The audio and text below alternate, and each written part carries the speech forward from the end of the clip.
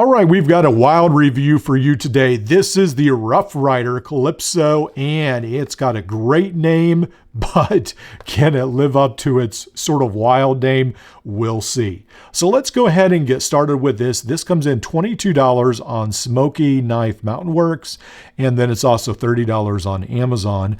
I'll try to leave links for Amazon, but wait to the end of this video before you click on that link. And this comes in at 0.52 pounds or 8.32 ounces, 235 grams. That's what's listed on the website. And we've got pliers and we've got some outside tools as well. So I really like the pocket clip, probably one of its best options. And then one of its second best things is the knife. These are supposed to be made out of D2 steel, so they're supposed to be better implements than in other multi-tools, and the knife seems to open up really well. Lock seems to work fine and had no issues with that. Then on the other side, we have a saw and no locking. No locking. Oh, finally it locked. So sometimes it locks, sometimes it doesn't.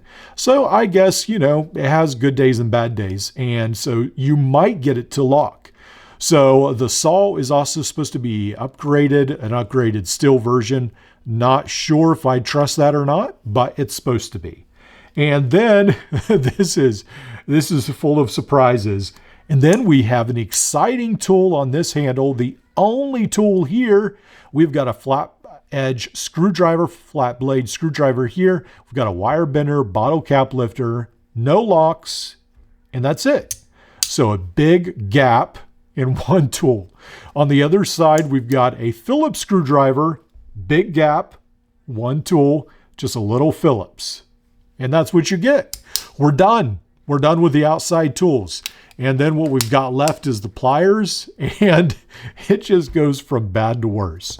So already the saw, not a fan of the saw because the lock works sometimes.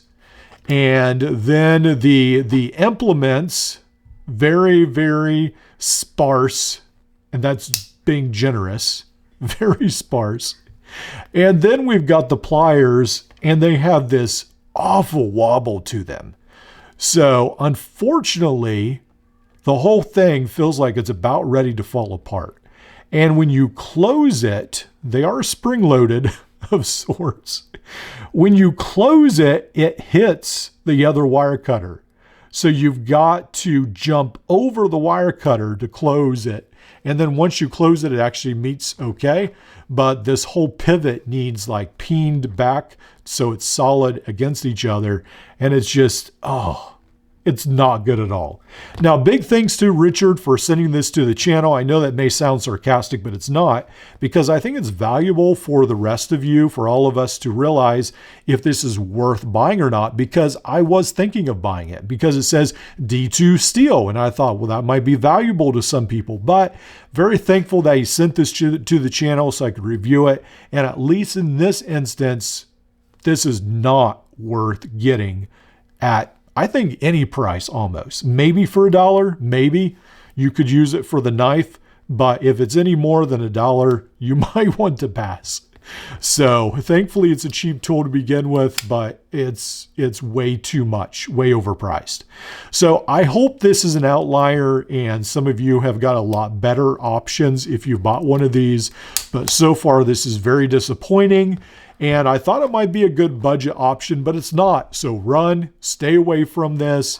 And if you do get this, I do think the knife is valuable enough. And so what I would do is I would take this apart and just use it as a one tool option, and then probably bring the Phillips screwdriver from the other side. And then you could sort of use this as a Gerber arm bar. And then I think some people might find some value with that. So that's what I would do. All right, I'll see you in the next one.